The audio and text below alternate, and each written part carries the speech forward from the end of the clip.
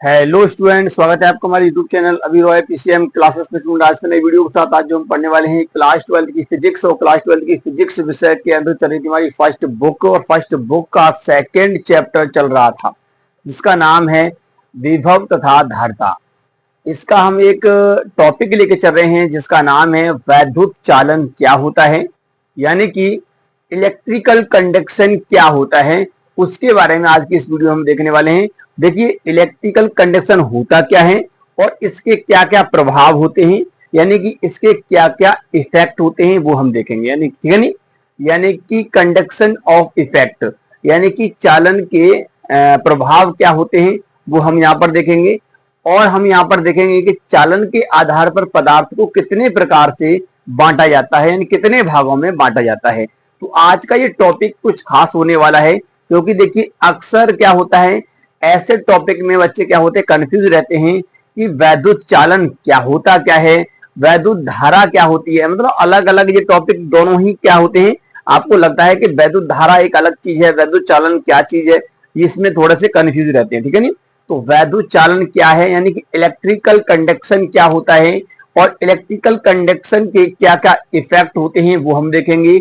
और electrical conduction कितने के आधार पर जो पदार्थ होते हैं वो कितने प्रकार के होते हैं उसके बारे में आज की इस वीडियो में हम देखने वाले हैं। ठीक है, बहुत ही ज्यादा इंपोर्टेंट टॉपिक है, इसको ध्यान पूर्वक से पढ़ना है और कॉपी पेन से लेके बैठना है, ताकि मैं एक एक डेफिनेशन आपको इसमें जब लिखवाऊं तो आप उसको नोट करते हुए चलना है।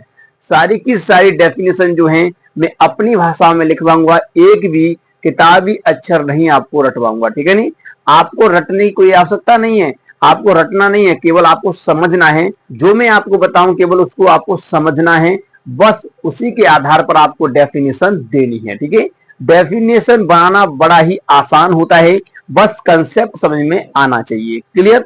तो आज की इस वीडियो में यानी कि लेक्चर नंबर 37 है, और देखिए लेक्चर नंबर 36 जो था वो हमने उसमें देखा था वैद्युत स्थितिज ऊर्जा, यानी कि वैद्युत द्विध्रुव की वैद्युत स्थितिज ऊर्जा के बारे में हमने डेरिवेशन करा था, जो कि बोर्ड एग्जाम में 5 अंक का पूछा जाता है। ठीक है नहीं, यदि आपने वो वीडियो नहीं देखा है तो जाकर के देख लीजिए और उस डेरिवेशन को कंप्लीट कर लीजिए। ठीक है, बाकी मैंने सारे लेक्चर डाल दिए हैं, चैप्टर नंबर फर्स्ट से लेकर के अब तक जो मैंने पढ़ाया है उसके सारे के सारे लेक्चर डाल दिए हैं। ठीक है, और आज के लेक्चर में तो हम इस टॉपिक को ही कवर करेंगे, ज्यादा बड़ा टॉपिक नहीं है, छोटा सा टॉपिक है। ठीक है नहीं, उसके बारे में आज की इस वीडियो में हम देखने वाले हैं। तो बस आपको करना क्या है, वीडियो के एंड तक बने रहना है और वीडियो को फुल वॉच करना है, ताकि आपको क्या हो कि ये टॉपिक जो है वो क्लियर तरीका समझ में आए। ठीक है, समझाने की गारंटी मेरी है, आपको इसी क्लास के अंदर टॉपिक जो है मक्खन तरीका से तैयार हो जाएगा, आपको कहीं पर भी दिक्कत नहीं आएगी। ठीक है स्टूडेंट, तो चलते हैं वीडियो को स्टार्ट करते हैं। उससे पहले स्टूडेंट यदि आप हमारे चैनल पर नए हैं तो चैनल को सब्सक्राइब कर लीजिए, बेल आइकन को प्रेस कर ऑल बैक कर तक आने वाली वीडियो की नोटिफिकेशन आपको मिलती रहे। तो चलते हैं वीडियो को स्टार्ट करते हैं।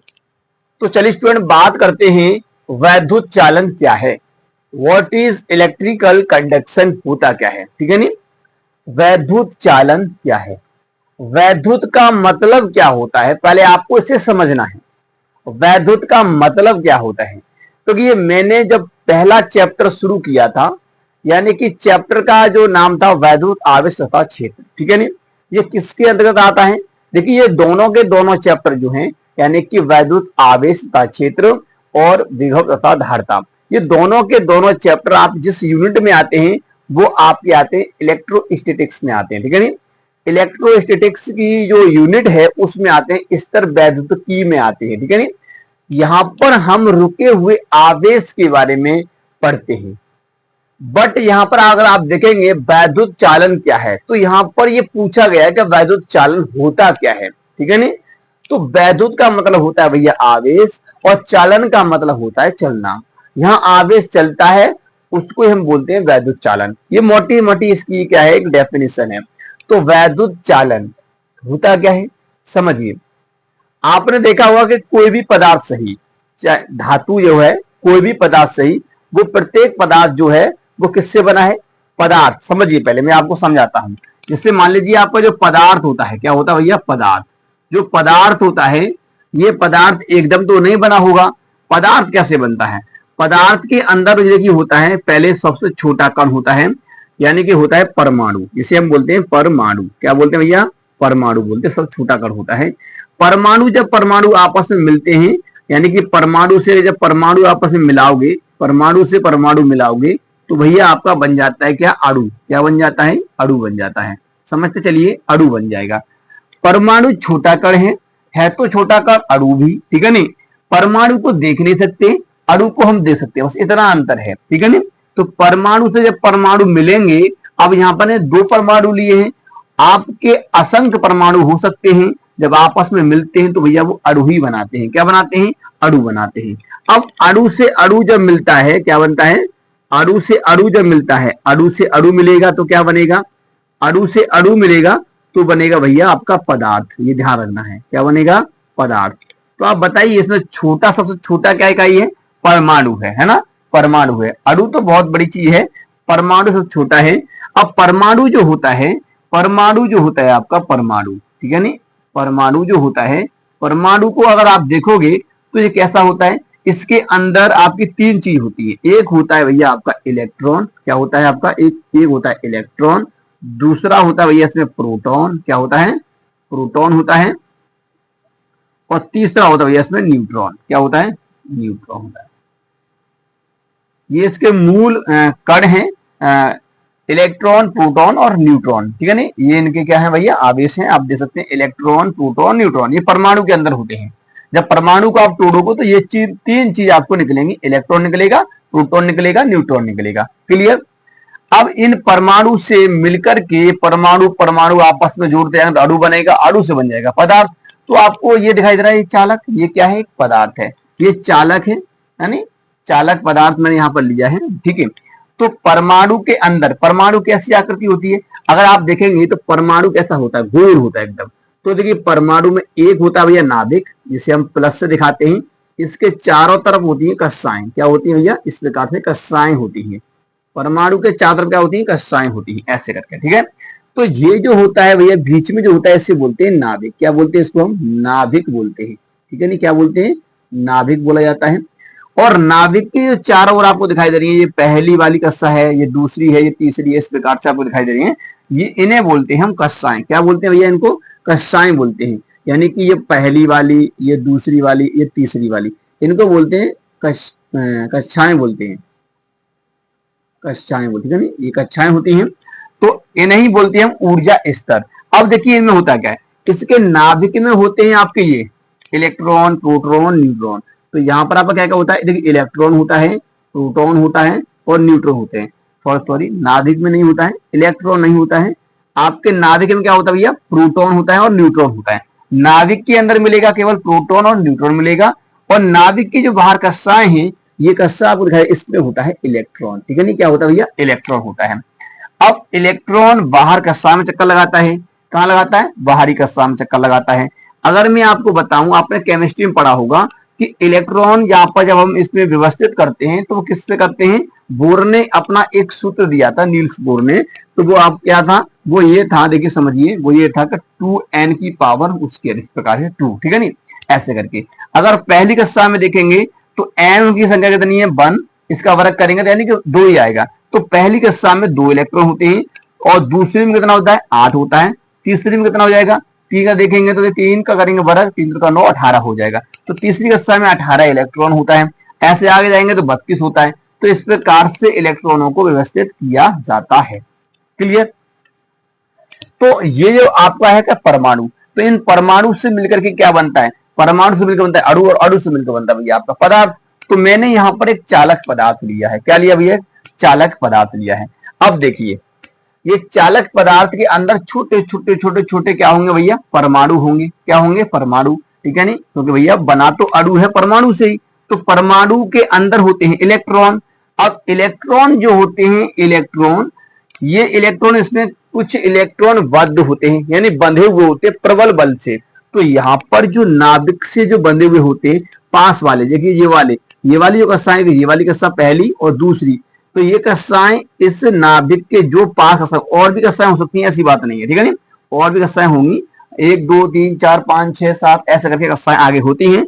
परंतु जो नाभिक के पास जितनी कक्षाएं होती हैं उसके पास जो इलेक्ट्रॉन जो होते हैं वो भैया प्रबल बल द्वारा बंधे हुए होते हैं, ठीक है नहीं, प्रबल बल द्वारा बंधे होते हैं, नाभिकीय बल से प्रबलता से बंधे हुए होते हैं, यानी कि बाउंड हम बोलते हैं, बाउंड इलेक्ट्रॉन बोलते हैं एक तरह से, क्लियर।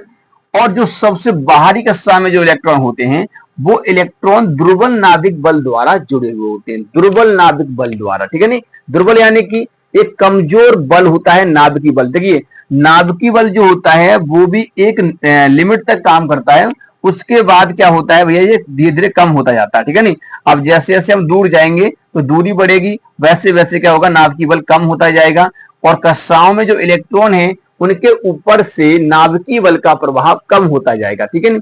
जब नाभिकीय बल का प्रभाव कम होगा तो यहाँ पर भैया जो इलेक्ट्रॉन है बाहरी कक्षा, मान लीजिए यहाँ ये इलेक्ट्रॉन ये चक्कर लगा रहा है, ठीक है, मान लीजिए, ठीक है नहीं। अब ये इलेक्ट्रॉन के ऊपर ये नाभिकीय बल बहुत कम बल लगा रहा है, तो अगर इसको बाहर से एनर्जी मिलेगा, इस परमाणु को बाहर से एनर्जी मिलेगा, तो ये इलेक्ट्रॉन एनर्जी को पा करके, बाहर से ऊष्मा पा करके ये भैया ये बाहर निकल जाएगा, यहाँ से कहा निकल जाएगा, बाहर। तो ये जैसे ही परमाणु से बाहर निकलेगा तो ये कहाँ आ जाएंगे, ये पदार्थ की सतह पर आ जाएंगे, कहाँ आ जाएंगे, पदार्थ की सतह पर। परंतु ध्यान रखना ये बाहर नहीं निकल जाएंगे वातावरण में, ऐसा कुछ नहीं होगा, ये पदार्थ की सतह पर आकर के ऊपर आ जाएंगे, पदार्थ सतह पर, और इन्हीं को बोलते हैं हम भैया क्या, मुक्त इलेक्ट्रॉन बोलते हैं। ये मुक्त इलेक्ट्रॉन क्या भूमिका निभाते हैं, यही मुक्त इलेक्ट्रॉन होते हैं जो किसी भी चालक में चलने का काम करते हैं, विद्युत धारा प्रवाहित करने का काम करते हैं। विद्युत धारा का प्रवाह जो होता है वो मुक्त इलेक्ट्रॉन के कारण ही होता है, क्लियर। तो इनको बोलते हैं हम क्या, मुक्त इलेक्ट्रॉन, इन्हीं को बोलते हैं हम फ्री इलेक्ट्रॉन, क्या बोलते हैं इनको हम, फ्री इलेक्ट्रॉन, या इन्हीं को बोलते हैं हम चालन इलेक्ट्रॉन, ठीक है नहीं, क्या बोलते हैं, चालन इलेक्ट्रॉन भी बोला जाता है, क्योंकि ये इलेक्ट्रॉन जो होते हैं वो धारा को प्रवाहित करने के काम भी आते हैं, क्योंकि चालक के ना धारा प्रवाहित करने के काम आते हैं, क्लियर। तो ये इलेक्ट्रॉन कहां जाते हैं, बाहर आ जाते हैं। तो बस होता क्या है कि यहाँ पर सतह पर ये मान लीजिए मैंने एक चालक लिया है, ये क्या भैया आपका एक चालक है, ये मैंने एक चालक ले लिया, क्लियर। समझ के चलिए पहले आप, मैं केवल आपको समझा रहा हूँ, यहाँ पर समझिए पहले, ठीक है नहीं। डेफिनेशन तो आपकी ये लिखी गई है, जो मैं समझा रहा हूँ वो समझिए। चालक जो होता है, चालक के अंदर क्या होता है, चालक है, मैंने चालक पदार्थ लिया, यानी कि धातु कह सकते हैं, सिंपल सा आप कह दीजिए धातु लिया है, क्लियर। चालक है आपका, मान लीजिए कोई धातु है, धातु यानी कि मान लीजिए मैंने कोई भी धातु लिया, मतलब कॉपर ले लिया, कॉपर का ले लिया, ठीक है ना, इस प्रकार से। अब इसके अंदर क्या होंगे भैया, इलेक्ट्रॉन होंगे। अब वो इलेक्ट्रॉन, कुछ इलेक्ट्रॉन इसके अंदर मुक्त इलेक्ट्रॉन होंगे, तो ये मुक्त इलेक्ट्रॉन जहां पर जो होंगे वो इसकी सतह पर होंगे, इस प्रकार से, ऐसे सतह पर होंगे, इस प्रकार से, यहाँ मुक्त इलेक्ट्रॉन होंगे इस प्रकार से, क्लियर। ये बाहर निकले हुए होंगे, सतह पर होंगे, ना कि इस सतह से बाहर निकल जाए, ना कि ये पदार्थ से बाहर निकल जाए। तो ये एक पदार्थ है, क्या है, धातु है, कैसा है, धात्विक पदार्थ है, ठीक है नहीं। तो ये चालक पदार्थ होता है, इसे बोलते हैं चालक, ठीक है नहीं। तो ये तुम्हारा है, तो इसका मतलब ये कि यहाँ इलेक्ट्रॉन है। अभी ये इलेक्ट्रॉन जो है जो सतह के बाहर हैं, कहाँ है भैया, बाहर हैं, ये यहाँ पर उपस्थित हैं। अब देखिए होता क्या है, जब इन इलेक्ट्रॉन पर क्या करते हैं हम, बाहर से फोर्स लगाते हैं। अगर मान लीजिए मैंने यहाँ प्लस लगा दिया और यहाँ पर एक माइनस दे दिया, इसको एक बैटरी से जोड़ दिया मैंने। जब मैं इस बैटरी से जोड़ूंगा, अगर आप इस परमाणु को भी किसी बैटरी से जोड़ेंगे तो ये इलेक्ट्रॉन ऊष्मा पाकर के बाहर निकल जाएगा, है ना, बाहर निकल जाएगा। ऐसे ही देखिए यहाँ पर, तो यहाँ पर क्या होगा, ये प्लस है, ये माइनस है, तो ये प्लस विभव पर है, ये माइनस विभव पर है। जब यहाँ से क्या होता है कि देखिए ये प्लस और ये माइनस, तो यहाँ विद्युत क्षेत्र ऐसे इस प्रकार से होगी, ऐसे होगी। वैद्युत क्षेत्र जो होता है प्लस से माइनस की ओर होता है, तो इस प्रकार से वैद्युत क्षेत्र होगा। वैद्युत क्षेत्र इलेक्ट्रॉन पर अपने विपरीत डायरेक्शन में फोर्स लगाएगा, ऐसे करके, ठीक है नहीं, इस प्रकार से लगाएगा। तो इलेक्ट्रॉन तो भैया आपके इस प्रकार से गति करेंगे, ऐसे गति करेंगे इस डायरेक्शन में, क्लियर, इस डायरेक्शन में गति करेंगे, प्लस की ओर आएंगे। कहने का मतलब ये है कि यहाँ पर आपको दिखाई दे रहा है ये प्लस वाले इस इलेक्ट्रॉन को अपनी तरफ खींचेंगे, और यहाँ पर माइनस है भैया, तो ये माइनस इसको प्रतिकर्षण करेगा, वैद्युत क्षेत्र इस पर विपरीत डायरेक्शन में फोर्स लगाएगा। वैद्युत क्षेत्र जो होता है वो देखिए कैसे, प्लस से माइनस की ओर है, तो इस पर विपरीत डायरेक्शन में कराएगा, फोर्स लगाएगा। तो ये इलेक्ट्रॉन जो है क्या करेंगे, एक स्थान से दूसरे स्थान पर भैया चलने लगेंगे और एक परिपथ पूरा कंप्लीट करेंगे। मान लो अगर आप इसे नीचे ले जाओगे, मान लो इस बैटरी से जोड़ोगे किसी से, तो वो बैटरी के थ्रू क्या होंगे, इसमें इलेक्ट्रॉन चक्कर लगाने लगेंगे, इस प्रकार से घूमने लगेंगे। तो इलेक्ट्रॉन का एक स्थान से दूसरे स्थान पर जाना ही क्या कहलाता है, ये चालन कहलाता है। ये बात आपको ध्यान रखना है, ठीक है। एक सिंपल सी इसकी परिभाषा होती है कि यानी कि इलेक्ट्रॉन का या आवेशों का एक स्थान से दूसरे स्थान तक स्थानांतरित होना क्या कहलाता है, चालन कहलाता है। और ये एक प्रक्रिया होती है जो एक चालक पदार्थ के अंदर होती है, ठीक है नहीं, किसी चालक पदार्थ के अंदर होती है। और वो किस पर डिपेंड करती है, मुक्त इलेक्ट्रॉन पर। अगर मुक्त इलेक्ट्रॉन के कारण ही धारा का प्रवाह होता है, अगर मुक्त इलेक्ट्रॉन नहीं है तो धारा का प्रवाह नहीं होगा। क्लियर। तो यही होती है क्या इसकी परिभाषा, यानी कि इलेक्ट्रॉनों का या हम कह सकते हैं आवेशों का एक स्थान से दूसरे स्थान तक स्थानांतरित होना क्या कहलाता है भैया, चालन कहलाता है, यानी कि उसे हम वैद्युत चालन कहते हैं। क्लियर, समझ में आया कि नहीं आया, बस यही होता है। चलिए, तो इसकी देखिए डेफिनेशन क्या है कि वैद्युत चालन एक ऐसी प्रक्रिया है, ये क्या है, एक ऐसी प्रक्रिया है जो इसके चालक के अंदर हो रही है, ठीक है नहीं। वैद्युत चालन एक ऐसी प्रक्रिया है जिसमें आवेशों का एक स्थान से दूसरे स्थान तक स्थानांतरण होता है। तो इस प्रक्रिया को वैद्युत चालन कहा जाता है, इलेक्ट्रिकल कंडक्शन कहते हैं, ठीक है नहीं, सिंपल। बस यही इसकी क्या होती है भैया, परिभाषा होती है, ठीक है। वैद्युत चालन जो होता है वो किसमें होता है भैया, धातुओं में होता है, इतना आपको ध्यान में रखना है, धातुओं में होता है, ठीक है। सबसे ज्यादा धातु में देखने को मिलता है क्योंकि उसमें मुक्त इलेक्ट्रॉन होते हैं, मुक्त इलेक्ट्रॉन के कारण होता है, हमेशा ध्यान रखना, ठीक है नहीं। हमेशा मुक्त इलेक्ट्रॉन ही जो होते हैं वो आवेशों जो क्या होते हैं, किसी चालक में धारा का प्रवाह होने के काम आते हैं, ठीक है। तो क्लियर स्टूडेंट, उम्मीद करते हैं यहां तक आपको समझ में आ गया होगा। वैद्युत चालन क्या होता है, वैद्युत चालन मैंने आपको बता दिया था कि जो परमाणु जो होते हैं उनकी जो बाह्यतम कोश में जो इलेक्ट्रॉन होते हैं, बाह्यतम कोश नहीं बाहरी कक्षा में जो इलेक्ट्रॉन होते हैं, वहां पर नाभिकीय बल बहुत कम लगता है, तो वो इलेक्ट्रॉन मुक्त इलेक्ट्रॉन होते हैं एक तरह से, यानी कि उनके ऊपर बल कम लगता है, तो वो बाहर से जो भी इन्हें फोर्स मिलेगा, एनर्जी मिलेगी, उसे पाकर के वो बाहर निकल जाते हैं। अब ये इलेक्ट्रॉन कहाँ आ जाते हैं, सतह पर आ जाते हैं। अब ये चलने के लिए स्वतंत्र होते हैं, अगर इनको थोड़ा सा बाहर से कोई वोल्टेज वगैरह दे दिया जाए तो ये चलने लगेंगे। तो ऐसे देखिए यहाँ पर वैद्युत क्षेत्र में रख दिया, इनको यहाँ वैद्युत क्षेत्र दिया तो ये चलने लगे। तो आवेश का एक स्थान से दूसरे स्थान तक चलना जो ये प्रक्रिया है ना, वही प्रक्रिया क्या है, वैद्युत चालन कहलाती है, ठीक है नहीं। और यही प्रक्रिया विद्युत धारा में देखने के लिए मिलती है, जो अगला इससे चैप्टर जो आएगा विद्युत धारा वाला, उसमें हम देखेंगे, ठीक है ना। वो एक अलग चैप्टर है क्योंकि उसमें आवेश एक स्थान से दूसरे स्थान तक चलने लगता है, ठीक है नहीं, इस प्रकार से। तो ये तुम्हारा क्या होता है, वैद्युत चालन होता है। अच्छा, वैद्युत चालन जो होता है भैया, ये दो तरीका से होता है। वैद्युत चालन जो होता है वो कहाँ कहाँ होता है, एक तो ये होता है धात्विक चालन, यानी कि इसे दो प्रकार का होता है। वैद्युत चालन क्या प्रकार होता है, दो प्रकार का, एक होता है धात्विक चालन और एक होता है विद्युत अपघट्य चालन। कौन सा होता है, एक होता है विद्युत अपघट्य चालन, ठीक है नहीं, धात्विक चालन और विद्युत अपघट्य चालन, ठीक है नहीं। धात्विक चालन क्या होता है, जो धातु के अंदर जो आवेश का एक स्थान से दूसरे स्थान तक होता है उसे बोलते हैं धात्विक चालन। और ये धात्विक चालन मैं आपको लिख देता हूं कि जो चालन जो होता है वैद्युत चालन, वो कितने प्रकार का होता है, वैद्युत चालन होता है दो प्रकार का, ठीक है नहीं। तो यहाँ पर आप लिखेंगे कि वैद्युत चालन, वैद्युत चालन जो होता है, वैद्युत चालन के प्रकार, वैद्युत चालन दो प्रकार का होता है आपका। पहला होता है आपका धात्विक चालन, धात्विक चालन, ठीक है नहीं। और दूसरा जो होता है वो होता है आपका विद्युत अपघट्य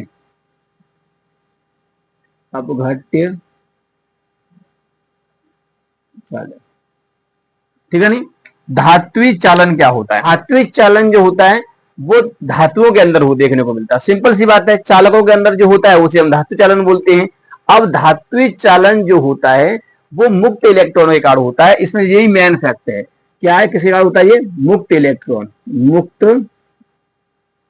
मुक्त इलेक्ट्रॉन के कारण होता है धात्विक चालन। और जो विद्युत अपघट्य चालन जो होता है वो भैया आयनों के कारण होता है, किससे होता है, आयनों के कारण होता है।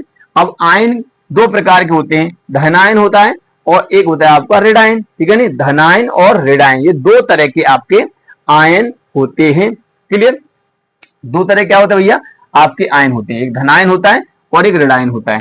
कितने प्रकार के होते हैं? एक होता है आपका धनायन और एक होता है आपका ऋणायन। ये दो तरह के आयन आपको देखने के लिए मिलेंगे। अब इनके कारण विद्युत अपघट्य पदार्थ, जैसे मान लीजिए ऐसे आपका होता है H2SO4 सल्फ्यूरिक अम्ल हो गया, NaCl हो गया, ठीक है नहीं, जो विद्युत से जैसे मान लीजिए विद्युत अपघट्य मतलब NaCl के जो विलयन में अगर हम क्या डालें, विद्युत धारा दें, तो उसमें जो विद्युत धारा का प्रवाह होगा वो किसके द्वारा होगा? आयनों के कारण होगा, ना कि मुक्त इलेक्ट्रॉन के कारण, क्योंकि विलयन के अंदर कोई मुक्त इलेक्ट्रॉन नहीं होते हैं, वहां पर आयन उत्पन्न होते हैं। क्या होते हैं? आयन। ठीक है, इस प्रकार से धातु चालन में इसमें भैया मुक्त इलेक्ट्रॉन होते हैं, कोई भी धातु है उसके अंदर मुक्त इलेक्ट्रॉन होते हैं, परंतु विद्युत अपघट्य विलयन जो मिलेगा आपका, जो विलयन होगा सल्फ्यूरिक अम्ल ZnSO4, ठीक है ना, इस प्रकार से ये तुम्हारे क्या है? ये विद्युत अपघट्य विलयन है। तो इनमें जो भैया आपका विद्युत धारा का मतलब जो चालन होगा, चालन जो होगा वो भैया किसके द्वारा होगा? आयनों के कारण होगा। ठीक है, आयन के कारण होगा, दो प्रकार के होते हैं। क्लियर? चलिए अब हम बात कर लेते हैं कि वैद्युत चालन से होने वाले प्रभाव, यानी वैद्युत चालन से क्या क्या प्रभाव होते हैं वो हम यहां पर देखेंगे। चलिए इसको नोट कर लीजिए, यहां से फिर मैं इसको यहां से रफ कर देता हूं इसे। चलिए स्टूडेंट अब बात करते हैं वैद्युत चालन के प्रभाव, इलेक्ट्रिकल कंडक्शन ऑफ इफेक्ट। ठीक है नहीं, तो इसके प्रभाव क्या होते हैं वो हम देखेंगे। तो इसके देखिए तीन प्रभाव आपको देखने के लिए मिलेंगे। पहला प्रभाव क्या होता है? पहला प्रभाव होता है ऊष्मीय प्रभाव। क्या होता है? ऊष्मीय प्रभाव। ठीक है नहीं, और दूसरा जो प्रभाव होता है वो होता है आपका कौन सा? विद्युत चुंबकीय प्रभाव। चुंबकीय प्रभाव। और जो तीसरा जो होता है वो आपका होता है रासायनिक प्रभाव।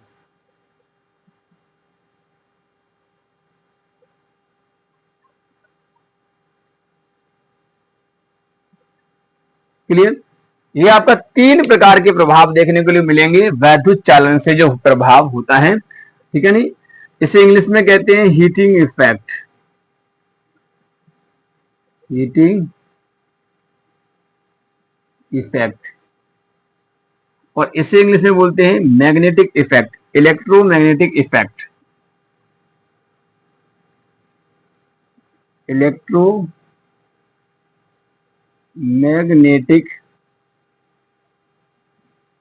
इफेक्ट।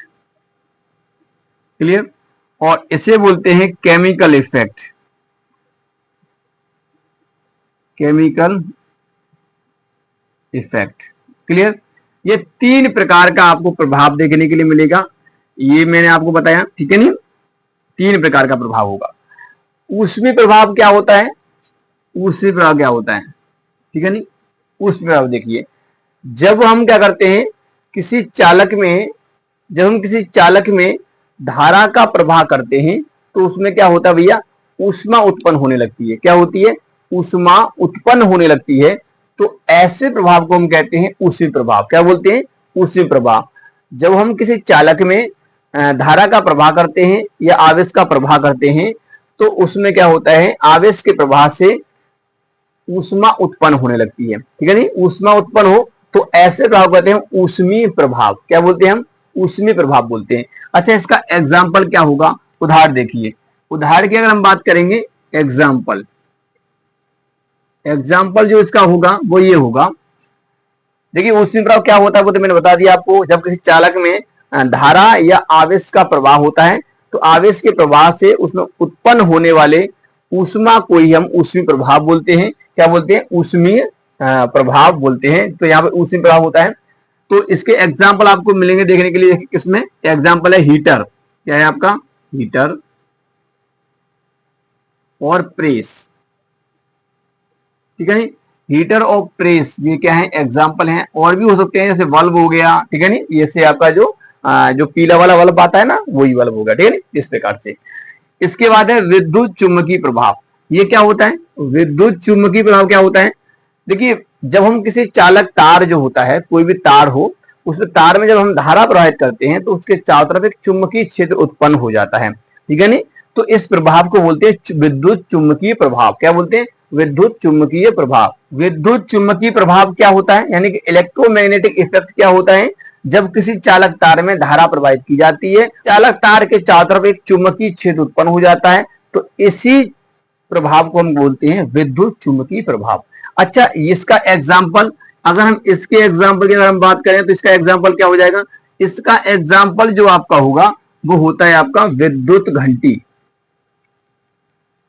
विद्युत घंटी भैया इसी पे काम करती है, विद्युत घंटी, ठीक है नहीं? जो विद्युत घंटी होती है ना वो इसी पे काम करती है। और मोटर, आपने मोटर देखी होगी, चाहे समर की मोटर हो चाहे किसी की भी हो, पंखे की मोटर हो, वो भी इसी पे काम करती है, ठीक है नहीं? क्लियर? तो इसे बोलेंगे आदि, और भी हो सकते हैं, ऐसी कोई बात नहीं है, ठीक है? तो विद्युत चुम्बकीय प्रभाव होता है।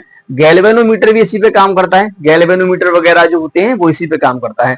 तो ये होता है विद्युत चुम्बकीय प्रभाव। ये किसके द्वारा हो रहा है? वैद्युत चालन के। जब आवेश जा रहा है ना तो उसी कारण तो हो रहा है ये सब, ठीक है नहीं? अब देखिए रासायनिक प्रभाव क्या होता है। तो रासायनिक प्रभाव अगर बात करें, केमिकल इफेक्ट होता है जब हम किसी विद्युत अपघट्य विलयन में विद्युत धारा प्रवाहित करते हैं, तो उसके अंदर क्या होती है भैया? रासायनिक क्रिया होती है। क्या होती है? रासायनिक क्रिया होने लगती है।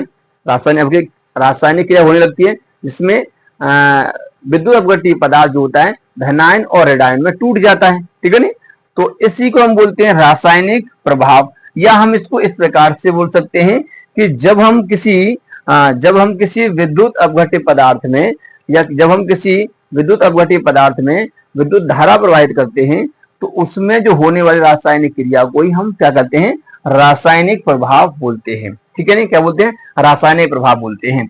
तो देखिए रासायनिक प्रभाव का एग्जाम्पल आपका क्या होता है भैया? इसका एग्जाम्पल अगर देखोगे तो होता है आपका जो मोबाइल जो होता है आपका, उसकी बैटरी हम चार्ज करते हैं। क्या करते हैं? उसकी बैटरी को चार्ज करते हैं। क्लियर?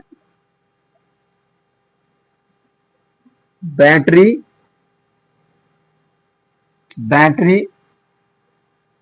चार्जिंग, बैटरी चार्जिंग, ठीक है नहीं? या हम बोल सकते हैं इसका एक और सबसे अच्छा एग्जांपल है, जो धातुओं के ऊपर जो परत चढ़ाई जाती है उसे बोलते हैं हम, क्या बोलते हैं? उसे हम बोलते हैं इलेक्ट्रोप्लेटिंग। क्या बोलते हैं? इलेक्ट्रोप्लेटिंग।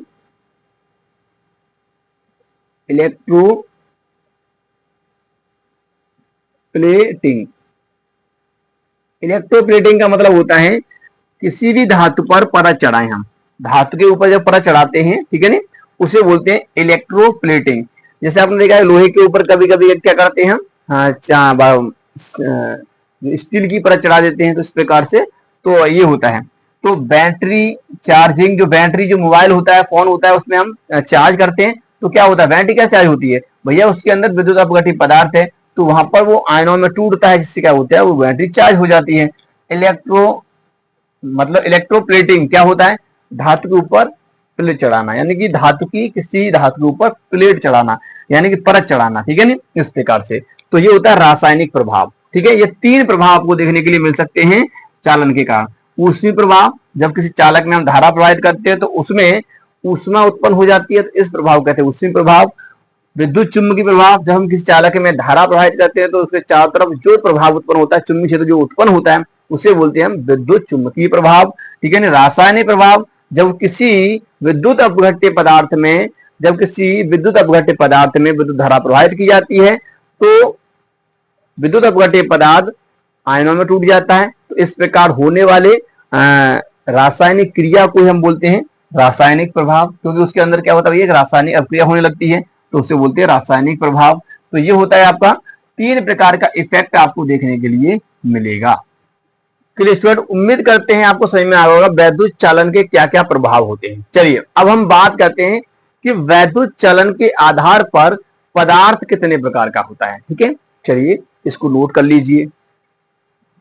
तो चलिए अब हम बात करते हैं कि चालन के आधार पर पदार्थ का वर्गीकरण, ठीक है नहीं? तो पदार्थ कितने प्रकार का होता है, तो समझिए। चालन के आधार पर अगर हम पदार्थ को देखेंगे तो भैया ये तीन प्रकार का आपको पदार्थ मिलेगा। कितने प्रकार का मिलेगा? तीन प्रकार का। पहला होता है आपका चालक। कौन सा होता है? चालक पदार्थ, ठीक है नहीं? पहला होता है चालक, इसे हम कंडक्टर बोलते हैं। क्या बोलते हैं इसको? हम कंडक्टर बोलते हैं, कंडक्टर, ठीक है नहीं? कंडक्टर, कंडक्टर्स बोला जाता है, ठीक है नहीं, इस प्रकार से। इसके बाद जो दूसरा जो होता है वो होता है आपका कुचालक कहिए या अचालक पदार्थ बोलते हैं इसको हम, अचालक, अचालक। तो अचालक को बोलते हैं हम इंसुलेट, ठीक है नहीं, इंसुलेटर, इंसुलेटर्स, ठीक है नहीं, इंसुलेटर बोला जाता है। और इसके बाद जो आपका तीसरा जो है उसे बोलते हैं हम अर्धचालक, क्या बोलते हैं, अर्धचालक। इसे इंग्लिश में बोला जाता है सेमी कंडक्टर, क्या बोलते हैं, सेमी कंडक्टर, ठीक है नहीं, सेमी कंडक्टर्स बोला जाता है इसको, क्लियर, सेमी कंडक्टर बोलते हैं। तो ये तीन प्रकार के पदार्थ होते हैं। पहला तो हो गया आपका चालक, दूसरा होता है आप अचालक, और तीसरा आपका जो होता है वो होता है सेमी कंडक्टर, ठीक है नहीं। तो ये फर्स्ट नंबर का ये वाला, सेकेंड ये है, और तीसरा ये वाला, क्लियर। ये तीन प्रकार के आपके पदार्थ होते हैं। चलिए हम सबसे पहले हम बात करते हैं चालक पदार्थ की हम बात करते हैं। तो चालक पदार्थ कौन से होते हैं, चालक, ठीक है नहीं। चालक पदार्थ को यानी कि हम बोलते हैं क्या, कंडक्टर बोलते हैं, कंडक्टर, ठीक है नहीं। आप चालक पदार्थ भी ले सकते हैं या खाली चालक ले सकते हैं तो भी आपका चलेगा, ठीक है नहीं, इस कोई ऐसी कोई बात नहीं होती है इसमें, ठीक है। तो चालक पदार्थ कौन से होते हैं, वैसे पदार्थ, वे पदार्थ जिनमें आवेश का प्रवाह आसानी से हो जाता है, ठीक है नहीं, वे पदार्थ जिनमें आवेश का प्रवाह आसानी से हो जाता है, तो ऐसे पदार्थों को चालक पदार्थ कहा जाता है। बड़ा सिंपल सी है, ठीक है नहीं। जैसे मान लीजिए लोहा है, कॉपर है, एल्यूमिनियम है ना, जो भी है आपका सिल्वर वगैरह, चांदी वगैरह जो भी है, तो इसमें अगर आप धारा दोगे, करंट दोगे, तो ये आसानी से प्रवाह हो जाएगा। लकड़ी के अंदर क्या धारा प्रवाह होगी, नहीं होगी, है ना। और लोहे के अंदर हो जाएगा, एल्यूमिनियम के अंदर हो जाएगा, कोई भी अगर धातु है उसके अंदर हो जाएगा, तो उसे बोलते हैं चालक। तो आप लिखेंगे कि ऐसे पदार्थ, ऐसे ऐसे पदार्थ जिसमें जिसमें आवेश आवेश का आवेश का प्रवाह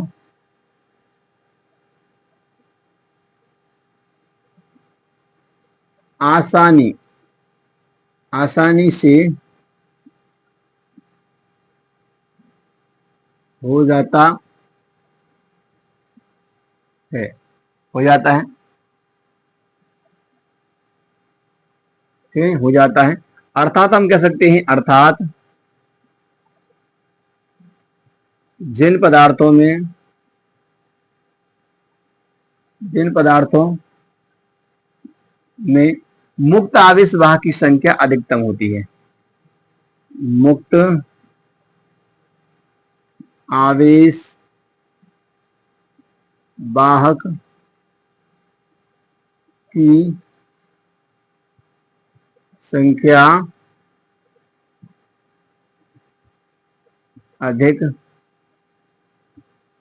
अधिकतम होती है,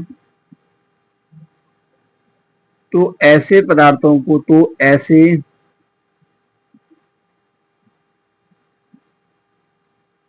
पदार्थों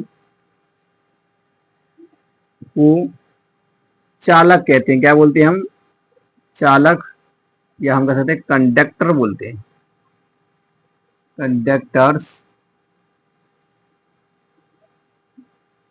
कहते हैं, क्लियर, कंडक्टर कहा जाता है।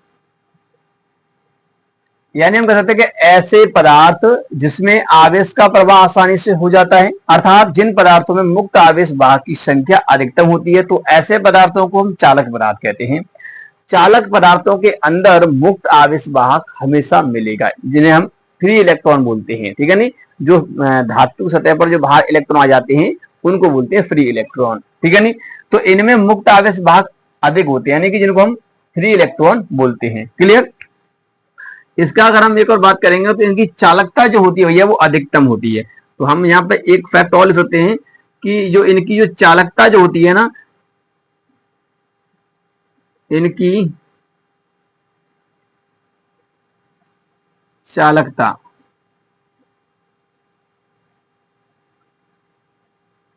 अधिकतम होती है, अधिकतम होती है, ठीक है नहीं। इनकी जो चालकता होती है वो कैसी होती है, अधिकतम होती है, क्योंकि इनके अंदर आवेश का प्रवाह भैया आसानी से हो जाता है, आवेश का प्रवाह तीव्रता से हो जाएगा, तो इसलिए इनकी जो चालकता होती है वो अधिकतम देखने के लिए मिलती है, ठीक है नहीं। चालकता को जो हम दिखाते हैं वो चालकता जो होती है उसे हम दिखाते हैं किससे भैया, देखिए जो प्रतिरोधकता होती है, प्रतिरोधकता की उल्टी होती है चालकता, इसे हम सिग्मा से दिखाते हैं, है कि नहीं, वैद्युत चालकता को। तो इसकी वैद्युत चालकता जो होती है भैया अधिक होती है, ठीक है। इसका एग्जाम्पल की अगर हम बात करें, उदाहरण की बात करें, तो इसका एग्जाम्पल क्या हो जाएगा, जैसे आपका हो जाएगा Ag यानी कि चांदी हम बोल सकते हैं, Au यानी कि सोना भी बोल सकते हैं, कॉपर हो गया आपका, एल्यूमिनियम हो गया आपका, ठीक है नहीं, आपका जो भी है, ठीक है नहीं, ये तुम्हारे क्या है, Fe लोहा हो गया आपका, क्लियर। तो ये सभी हैं आदि आदि, ये सभी के सभी क्या है भैया आपके चालक पदार्थ होते हैं। ये कैसे पदार्थ हैं, चालक पदार्थ होते हैं, और इनमें धारा का प्रवाह भी हो सकता है, इनमें धारा का प्रवाह भी हो सकता है, क्लियर स्टूडेंट। चलिए अब ये तो हो गया चालक पदार्थ, ठीक है नहीं। अब हम बात करते हैं अचालक की, तो अचालक के अंदर क्या होता है भैया ये देखते हैं। अब हम बात करते हैं अचालक, अचालक, ठीक है नहीं, अचालक, इसे इंग्लिश में बोलते हैं इंसुलेटर बोला जाता है, इंसुलेटर, ठीक है नहीं, इंसुलेटर इसको बोला जाता है। इंसुलेटर होता क्या है समझिए, देखिए अचालक का मतलब होता है अचालक जिसमें आवेश का प्रवाह ना हो, सिंपल है। चालक का उल्टा अचालक, ठीक है नहीं, जिसमें आवेश का प्रवाह भैया नहीं होता है, यानी कि इनको ही हम बोलते हैं कुचालक। क्या बोलते हैं इनको ही हम कुचालक भी बोलते हैं। तो लिखेंगे ऐसे पदार्थ, ऐसे पदार्थ जिनमें आवेश का प्रवाह नहीं होता है, ठीक है नहीं, आवेश का प्रवाह नहीं होता है, अर्थात इन पदार्थों में इन पदार्थों में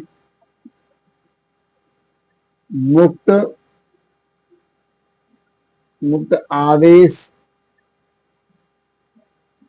वाहक नहीं होते हैं, ठीक है नहीं, मुक्त आवेश वाहक नहीं होते हैं। तो इस प्रकार के पदार्थ को, तो इस प्रकार के पदार्थों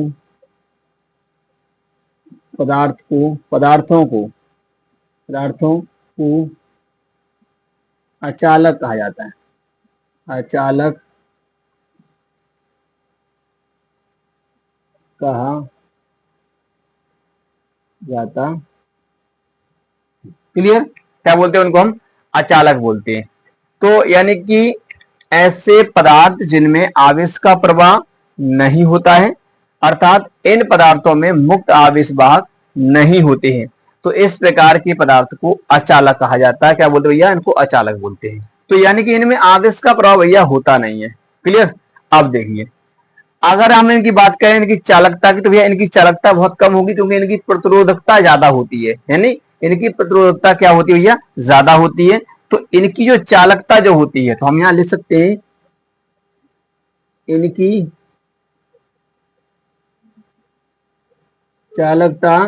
इनकी चालकता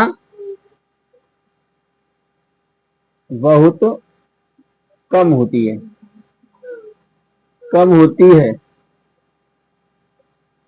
इनकी जो चालकता जो होती है वो बहुत कम होती है, इनकी चालकता जो होती है वो बहुत कम होती है, अर्थात इनकी प्रतिरोधकता ज्यादा होगी, यानी कि रुकावट, धारा के मार्ग में रुकावट, आवेश के मार्ग में रुकावट, इनकी प्रतिरोधकता जो होती है वो ज्यादा देखने के लिए मिलती है, क्लियर।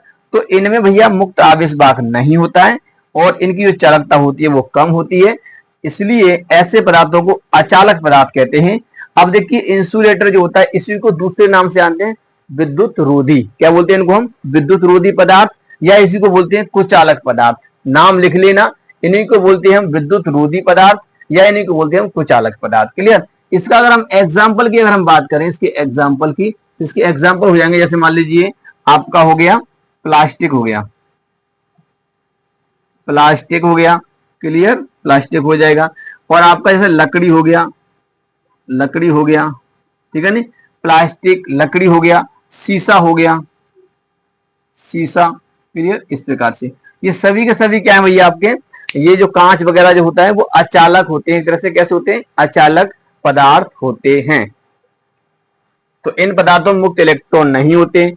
ये हो गया आपका चालक और ये हो गया अचालक। चलिए अब हम बात करते हैं अर्धचालक की बात करते हैं। अच्छा देखिए आप यहाँ पर लिख लेंगे नीचे कि जो इनकी जो प्रतिरोधकता होती है भैया वो अधिक होती है, इनकी प्रतिरोधकता जो होती है भैया वो कम होती है चालकों की, ठीक है नहीं। इसकी ज्यादा होती है, इसकी कम होती है, परंतु इसकी चालकता अधिक अधिक होती है। बस थोड़ा सा उल्टा अंतर है इसमें और कुछ नहीं है। चलिए अब हम बात करते हैं अर्धचालक के बारे में, तो इसको नोट कर लीजिए। अब हम इसको यहां से साफ कर देते हैं। चलिए स्टूडेंट अब बात करते हैं देखिए अर्धचालक की। अर्धचालक क्या होता है? सेमीकंडक्टर। ये भी क्या होते हैं भैया? पदार्थ होते हैं चालन के आधार पर। सेमीकंडक्टर जो ऐसे पदार्थ होते हैं जो भैया कमरे के टेम्परेचर पर क्या करते हैं? कमरे के टेम्परेचर कुचालक की भांति व्यवहार करते हैं, परंतु जैसे ही हम इनको थोड़ा सा टेम्परेचर बढ़ाते हैं तो ये चालक की भांति व्यवहार करने लगते हैं। तो हम कह सकते हैं कि इनमें कभी कभी क्या होता है? चालक का गुण भी होता है और कभी कभी इनमें अचालक का भी गुण देखने के लिए मिलता है, ठीक है। तो ये दोनों तरह का होता है। तो हम यहाँ पर लिख सकते हैं ऐसे पदार्थ, आप इसकी डेफिनेशन लिखेंगे, ऐसे पदार्थ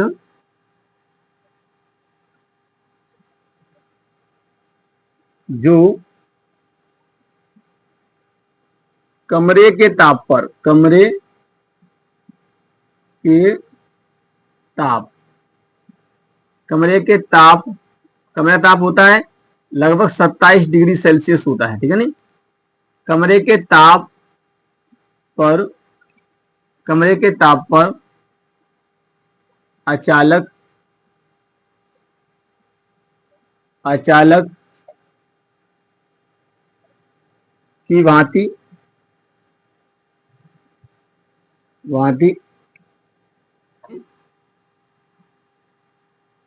अचालक की भांति कार्य करते हैं,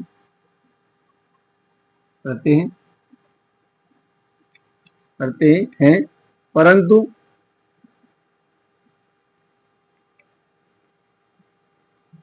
अधिक तापमान पर, अधिक ताप पर, अधिक ताप पर, अधिक ताप पर चालक की भांति, चालक की भांति कार्य करते हैं, करते हैं।